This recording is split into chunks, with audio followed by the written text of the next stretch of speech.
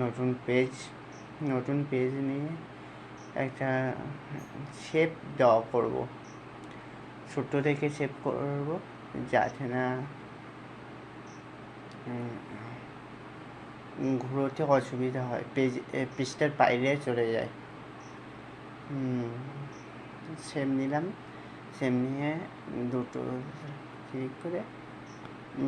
Line click করে এইদিকে করে দিলাম, নকশার মতো হলো।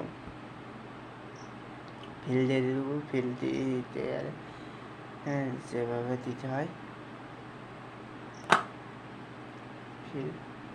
ফিল একটা ব্লু কালার দিয়ে দেবো।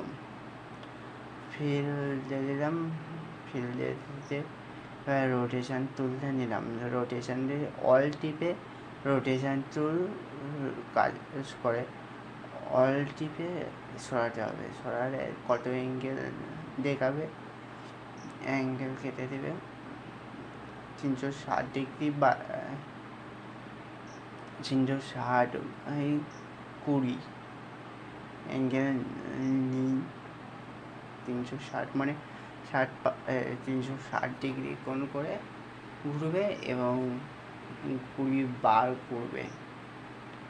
এটার মানে হচ্ছে এটি অল টিপে সবসময় সরাতে হবে, অল টিপে সরাবো আমরা, অল টিপে সরালে এতে দেখাবে রোটেশন কীভাবে করতে চাও। রোটেশন করতে গেলে প্রথমে 360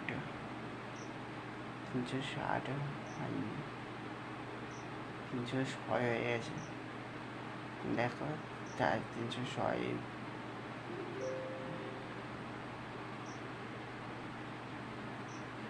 কোণ করে ঘুরবে, 306 কোণ হয়ে ঘুরবে, 360 জায়গায় 6 হয়ে গেছে। রোটেশন হচ্ছে রোটেশন টুল নিয়ে কাজ করবে, কন্ট্রোল ডি চেপে ধরলে মানে কপি হতে যাবে, কন্ট্রোল ডি মানে কপি।